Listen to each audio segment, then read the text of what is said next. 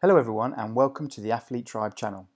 The goal of the channel is to interview elite players, coaches and individuals to ask them about their training and all things that can improve our performance. This week we sat down with Max Lahiff, currently playing at the Bristol Bears in the Premiership, to talk about his passion for cooking, nutrition, training and recovery. We really appreciate your support, so please subscribe to the channel and like the video, as we have more athletes and coaches talking in the future. So where does that passion from cooking come from? I was brought up in like a household where my dad would just cook all the time, and he'd always like recruit us as sous chefs. I've got three brothers and one sister, so it was just a big community event. We'd always just be around there, just chopping and dicing, being directed by the patriarch. And then, at the beginning, it's a bit of a chore. Like when you're younger, you're like, "This is rubbish. I don't want to be cutting carrots." But then you kind of learn the intricacies of cooking, and yeah, I loved it. It was amazing. Now I love it. I mean, in hindsight, I'm like, wow, that was the best thing ever. Cheers, Dad. I've kind of equipped for cuisine engineering. Yeah, And to an how do you extent. build that into your training and all the other rugby stuff you do? At the beginning of playing for London Irish in the academy and stuff, I didn't really know much about nutrition in that regard. So at school, like you'd see like the sick formers, and because it was a big rugby school, they'd be like stuffing their shakes full of these powders, and you go, "Oh yeah, I need some of that." They're all looking big, and you're like, "I want that." My dad was like, "There's no chance you're having any of that. Can't afford that rubbish. It's quite overpriced stuff." Anyway, so I was just eating like tins of rice pudding and like pints of milk. That was like my main kind of way of calorie loading. That's what he was like, "Do that instead." So I was like, "Okay." And then as I got into an academy for London Irish, my S&C at the time, Andre Quinn, was like, "Right, you're undersized. We need to load you up with calories." So it was all just about calorie surplus. And then, sort of, as I've grown older and learn a bit more about it, um, along with my cooking skills, I just sort of was intrigued by what food does to you, like macro and micronutriently. And yeah, that's how I've sort of gained it. It's just been a slow process over like a 10-year career. How do you vary your nutrition during the course of the week? I wouldn't say I'm like super different because obviously the club takes care of some of my meals. I try not to eat, like, obviously around training, I try not to eat too much. Like high fat, high carbohydrate food just it just sits too heavy on me. So like I sort of down my meals around that time training period, and then I just smack them straight up, have some massive Carbosaurus Rex meals in the evening, and just go for like most of my calories then. I just prefer training on an empty stomach. And And game time? Building up yeah, the game? similarly.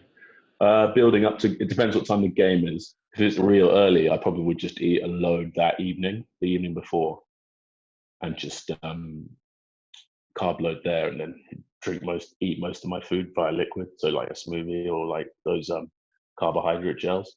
Yeah. And then if it's an evening again, I'll eat something light throughout the day. Yeah, but nothing huge, man. I definitely feel like it impacts my performance. Okay. And Yeah. if we switch to training, you're obviously very keen and you're training outside of the club. How do you think Mm. that your training has changed in your career? Is there things that you've adapted or any advice you've taken on board? So yeah, the beginning of my training was obviously very specific to rugby. So like I'd say my movements have been better, but the principles of what I'm doing are the same. Like I just perform the exercises better. Like my mobility within those exercises is a lot better because in rugby it's all about force generation. A lot of the time, mobility and a few other bits, especially early on, were sort of they weren't high on the priority list. And you know what rugby boys are like? They're quite a moany bunch. They don't want to be doing extras, so they don't see benefit. And like fascia manipulation is like that's a long process, like conditioning your body for mobility. It's not like fitness or like accumulating strength. It's not as quick. So like you just got to be more patient with that. So my understanding of that's definitely gone up.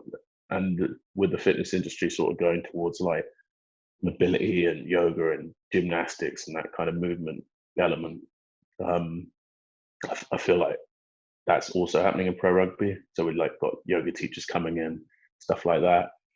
guys are sort of big into Pilates and stuff like that, really. But I wouldn't say that would be my main thing that's changed. Just that understanding of ability and taking care of my body, and then probably pulling back a bit on how much I'm doing in the week in terms of like my strength.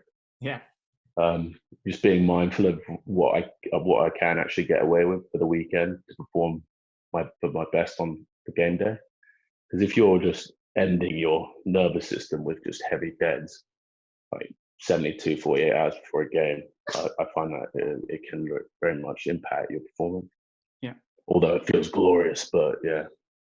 What about your recovery? Is there particular things that you do, or there's particular things you stay away from? You know, I think that you're a big heat guy, correct? Yeah, massive into heat, but that's sort of just so I've got massively into Wim Hof and heat, and sometimes a bit of cold exposure. I just wish we had more like access to like plunge pools and stuff, but at Bristol not so much here. But but that's more just a lifestyle thing now rather than. But it definitely comes into recovery, no doubt. I love saunas, but I also read some interesting literature saying that it can hamper adaptation within athletes. So you've got to kind of be sort of varied with that. It's the same. It's just finding the balance, getting it all right. What else? Yeah, and low steady state cardio after games. That's always good. But yeah, otherwise, eating and sleeping are the two big ones, aren't they, Lee? That's what it's all about. But you've touched on Wim Hof and breath work. Mate, it's amazing, isn't it? You just trip balls and you don't have to take drugs as well, and you just feel amazing for the rest of the day. I reckon it's legit. Is that something that you incorporate into your training, or is it something? So, for example, obviously, breath hold work and in between reps, and trying to build up your improvement of tolerating CO2 max, and also See, I haven't gone down this avenue of what you're talking about, like the nasal breathing exercises. Actually, my housemate's real big into that, like doing like nasal breathing on like a 130, 150 BPM a minute for like ages. And you can like build up your CO2 tolerance. That's like an avenue I'd like to explore for sure. But I sort of like just using the Wim Hof straight after meditating for a bit. And then I just take it into the rest of my day. But yeah, there's definitely, I've seen some impressive stuff in regards to building up CO2 tolerance is mad. And same with those apnea training things. Yeah, they're quite interesting. So that's all coming into the forefront of sport as well, but it's taken a while. And would you say you're unique in that, or are there other guys, other boys at the club doing those types of things? No, not really. I haven't seen anyone, but I think some boys do know about it. I'm pretty sure Chris Cook used to do a bit of Wim Hof, but I think they all sort of see it a bit woo-woo until that kind of massive cultural shift happens, and it's like enforced. I just don't see them kind of picking up on it until then. Yeah, I think, like from a meditation point of view, that's kind of had a huge turn in the last 5 or 6 years. From a performance point of view, it's gone away from that idea of a spiritual practice. Yeah, because all those studies came out of that kind of that flight or fight kind of department of your brain shrinking with that input of meditation, and it's only enlarged because of the way we use our phones and stuff. We're just constantly distracted. Like, look at this, look at her glutes, look at these guys lifting this weight, look at these movies, that kind of thing. So you're constantly overly stimulated, so your body's always like, oh, gotta go, want to go here. Yeah. And that's what meditation does. It sort of reverts it back down and sort of pulls, and well, that's what the literature says and tells us. But yeah, it's fascinating, mate.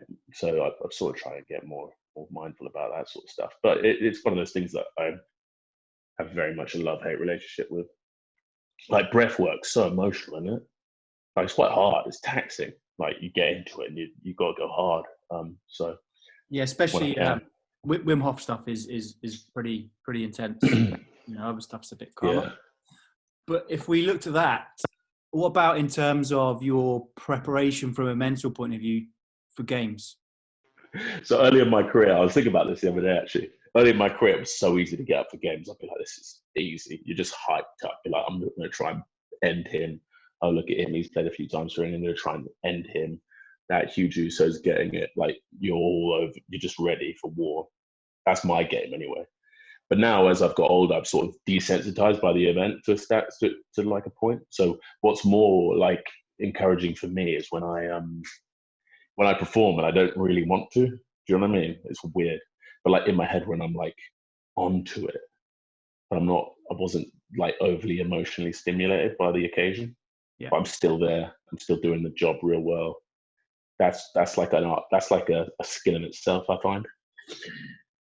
So that's when I really like appreciate a review of my game, because when I am emotionally stimulated by the event, then most of that takes care of itself. Because yeah, my game is based around sort of piano pushing rather than playing. I'm not like looking around technically trying to strategically pull apart my opposition. Yeah. Other than at scrum time, but yeah, that's sort of how I sort of approach the game now, for sure. And just make sure I tick all my boxes through the week. Like, I'm a sort of an overthinker with that. Like, I could be like, oh my God, I didn't do this. I'm going to fail. I'm going to be crushed, or stuff like that. Do you know what I mean? Yeah. Just make sure I've got, through the week, got most of my stuff in, got my skill work in, got my fitness extras in, did my weights, pulled that kind of weight. And then and then everything takes care of itself. I've eaten well, I've slept well, and I'm ready to go. And then when stuff like that doesn't go to plan, then you sort of use that as another motivating factor. But that's sort of how I'd approach it at my age now. And if you think back, what have been kind of the biggest career challenges you've had? Obviously, at the beginning, like I wasn't like an age group player, so like it was a bit like I just had to go really hard in that regard. So I suppose that wasn't really a challenge though. That was more easy because it didn't take much mental juice to sort of know what I had to do. I just kind of got on with it. But in hindsight, it was definitely a big challenge trying to make that step up to Premiership level. And then I think going to Australia was tough. Like, I was probably a little bit immature to handle that, such a significant change in culture and game style, and away from my family, like my support, that kind of thing.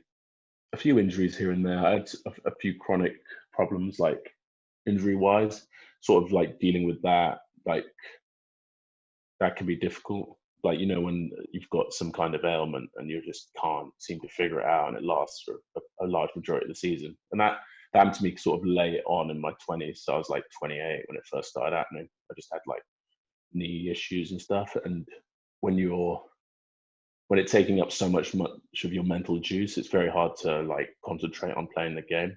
So, and inflammation's definitely, like, chronic inflammation definitely impacts your mood. Like, I would 100% say it's linked heavily to depression. So I think sorting those things out quite important for athletes coming up, like chronic injuries. Obviously you're going to have them, but learning how to deal with chronic pain, and when chronic pain is too much and you need to get it sorted, just knowing those kind of limits. And then from an information point of view, is there anything that you do in particular to dampen that? Obviously, your body through the run of the mill. Most of the stuff I do is like around my gut health, sort of like autoimmune stuff. So like I just try and take care of my gut flora. A lot of turmeric. Some guys like love CBD. I'm not like a massive believer in it at this point. I think you need the THC for the synergies, like that kind of synergy of pain relief and all the other good stuff, but I could be wrong. And then what else? Yeah, the turmeric, what are they called? Probiotics. That's been massive. Like GI repair stuff. Yeah. Those powders, they're pretty impressive. And then sleep, obviously. Sleep's massive. That's huge. Yeah, sleep's huge. But no, that's cool. Thanks for your time, and I'm sure that you can get back to your cooking. What are you cooking, Max? Mate, I have a wonderful little brekkie. Well, brekkie brunch. What is it? 5 o'clock now. It's basically breakfast all day here, just for ease. So I'm got some haggis. So I fried that off real nicely in slices. I've got some salsa verde, which I made well, it's been in the fridge for a bit, but it's perfect. It's yummy. And I've got some salsa verde for that, with some homemade chips. Nice. I might try off some kale as well. And that is I've had a lovely day today. Did some cleans, did some fitness. Yeah, I went for some fitness, did some runs, a few intervals. Nice. Yeah, and then I did some cleans. How's it going in lockdown, the fitness? Oh, mate, I am running like a gazelle, big fella. I reckon I'm faster and fitter, but just in those regards, not in rugby wise. Do you know what I mean? Yeah. Like, I'm CrossFit Games fit. I'm not like I need to run around, wrestle huge humans fit. But when are you due back in? Do you know, or are they predicting? Oh, mate, who knows? They're like 4 weeks of time, but we'll see. Yeah. Thanks for joining us this week for our talk with Max. We'd like to take this opportunity to thank him for his time in answering our questions and wish him all the best during the lockdown period. Check out Max's Instagram page highlighting his cooking and training. Again, we hope that you found it interesting and that you can take away some points from our discussion. Please subscribe and like to the page. Have a great week and enjoy your training.